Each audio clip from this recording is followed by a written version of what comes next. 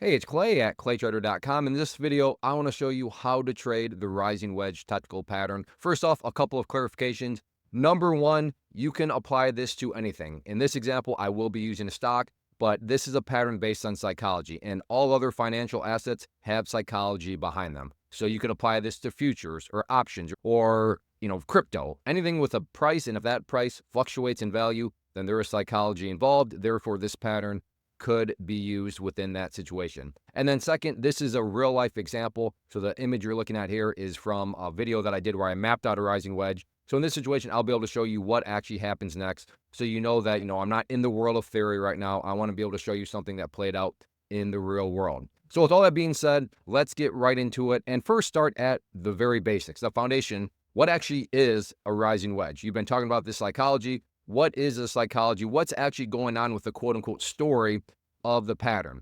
So just to map out, the bulls are part of the equation, right? That's where that trend line's coming from. So I hope that's relatively obvious when I say, well, of course the bulls are part of it because I can tell this is an overall uptrend. You have this uptrending line right there. So yeah, the bulls are definitely involved. But the key part of the pattern is the resistance trend line right here. Notice how this line keeps getting flatter and flatter and flatter. And why is that the case? Well, each movement up is getting weaker and weaker. So that movement up came back down, that movement up came back down, as opposed to let's look at something that has a trend line that's something that looks like that. What would that be telling you about each of those upwards movements? Well, you'd have a huge explosion, then you'd have another huge explosion, and then you'd have another huge explosion, right? That trend line is just telling you that those explosions are actually not getting any weaker. In some situations such as this, they're getting stronger and stronger. But going back here, that is just not the case. The reason this trend line is flattening out is because those explosions keep getting less and less.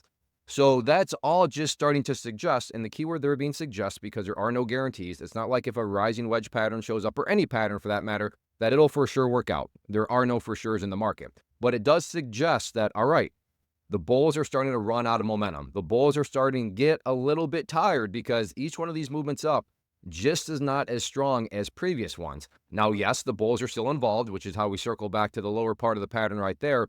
But yeah, looking like maybe the bulls might be running out of energy because of the, the flattening out of that upper resistance trend line right there. So that is the basic psychology of the rising wedge. So how do we take that psychology now and turn it into more of a practical approach to make a trade plan from? And this is just a general framework. I'm not saying this is how you have to do it down to the exact detail, but I am suggesting that from a general framework standpoint, these are the things that you would want to consider and factor into any sort of trade plan that you would put into play. So let's get a little bit more practical here and go through the different parts of the pattern. And basically the trade plan revolves around this part of the pattern, which is known as the opening. The opening of the wedge of the overall pattern is what's going to help us figure out, all right, what sort of potential is here? What sort of price targets, areas does the pattern suggest that the price could visit when certain things happen? And the certain thing that you would want to see happen is a breakdown of the pattern. In other words, seeing that lower trend line be broken. So in this situation, let's assign some actual value. So right here, that top value is at $19.35. And then that lower value right there is at $15. So in order to figure out that opening, we just got to do some basic math, which we all know. Well, I hope we all know how to do. So you would take the top part of the opening, you'd subtract out the bottom part of the opening, and that's going to give us $4.35. Meaning if there is some sort of breakdown, you could expect $4.35 within movement. Again, this is not always going to work out to the penny or anything like that.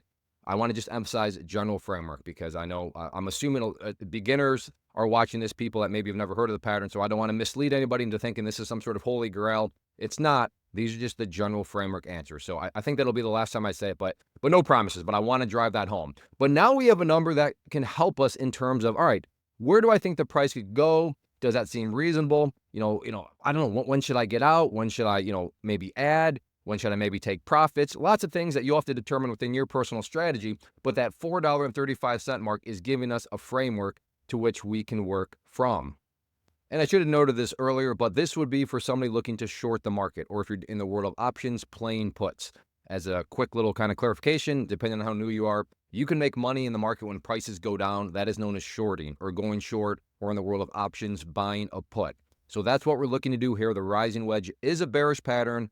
Therefore, it would be for those that are thinking of trying to make money if prices go down. Or, of course, it could just be used by long-sided traders as a warning signal of, no, I don't think I want to buy quite yet.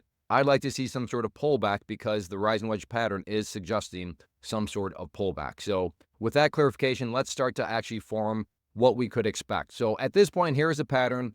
And what we'd want to do is figure out, okay, well, where does this breakdown point actually play out at, or where would that play out? So if it were to break down through that line right there, we're at about, let's call it $19, and just to make the math easy, 25 cents. So we've got to take $19.25, and we have to subtract out that $4.35. Remember, that was a very key number. So that subtracted by 435 equals $14.90. So on that note, let's move this down to $14.90. That is where a potential profit target could be. Doesn't mean it'll for sure get down there, but now, like I said earlier, it's starting to give you some general idea of what you think the price, or what the pattern is suggesting the price could do. And then you're gonna have to think about, well, I don't know, do I agree with that? Does that seem a little excessive? Does that seem that's something worthwhile? And that is going to be an area that you could use as a potential profit area. And then the other nice thing about this is, well, what's the stop loss? And I say the nice thing about this is, not all rising wedges are going to be the exact same. They're going to have that general, psychology that I talked about. But in this situation, very, very nice in terms of stop loss, because if you're looking to get short, then if the price starts to go up, again, for you beginners, that would be a bad thing. If you're shorting or going short and prices start to go up, you start losing money. So the stop loss is going to need to be there. In this situation, we have a nice area right there. Check out how you have a high there, a high there, a high there. So you could put a stop loss. So let's just change this to white for stop loss, kind of where you would wave the white flag. Right up there above those areas, just, am I saying right at that exact area? You get the idea. So right there is your stop loss. So right here, we basically have a nice small little risk there, because if you're getting in on the trend line break, and if I just draw a box right there, that box essentially represents what your risk would be. Yet, if it does make the move as this pattern suggests it could, and the price comes all the way down here, then you can see that this green box is quite a bit bigger than the red box. In other words, your reward is looking quite a bit better than your risk. And that's what we want as traders. We want to take trades where the risk is logical and it's controlled, but it makes a whole lot of sense compared to the potential reward. And in this situation, that is what we have there. Again, there is in no way, shape, or form that the price is guaranteed to get down to that area. But even if, let's just say it got down halfway, well, still, if this is the size of the box instead, this box is still bigger than the risk that you were taking. So from a risk versus reward scenario, things are still making valid sense. So that is a way that you could set up the trade. Got to get, an idea of a profit target, and then you got to figure out where a stop loss would be. And that's what we have here. So again, this played out, or this was made before any of this happened. And I just bring that up, not to brag about myself or anything like that, but just to remind you, we're not in a textbook. We're not in some sort of theoretical example. No, this was called before it happened, and you'll see how things played out. So let's start to go through it. And right here, you can see next candle broke down through that area. Now, again, how would you play this? That is up to you. Maybe some people are like, I'd already want to take some profits off the table. Okay, that's fine. Maybe some, no, I want to wait until the profit target area before I do anything. Fair enough. That's where everybody's going to be a little bit different within your personal risk tolerance and within your personal strategy. But let's keep seeing how things play out. And then the next day, check out that brutal, brutal gap down, which brings out a key clarification. Please don't walk away saying, wow, I saw this rising wedge pattern, and then it predicted this huge, huge gap down. No, this is one of these where, one of these grand slam trades. They're not all going to be grand slam. Again, right here, when this movement was happening, that's a nice move already right there. So don't expect things like this to happen, but it's also proof that, hey, you know what? These patterns can produce some very, very worthwhile movement. And then you can see after the gap down, the price dropped down quite a bit. So that was our profit target. So we are well into profit, and then that's where the chart currently stands right now. But the point here being is the rising wedge not only suggested a pullback was in store, but then also ultimately what played out, a very big move to the downside. And that's what it's all about.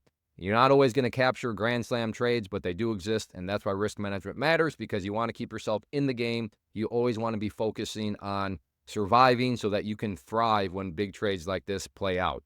So I hope you enjoyed, and now I want to invite you to get signed up for this free live online webinar that I'm offering, because if you're very new to all of this, or maybe you're just struggling and you probably need some sort of restructuring of your mind, you need a little bit of rewiring of your brain, then I'm very confident that this class can and will help you out. Totally free. It's live.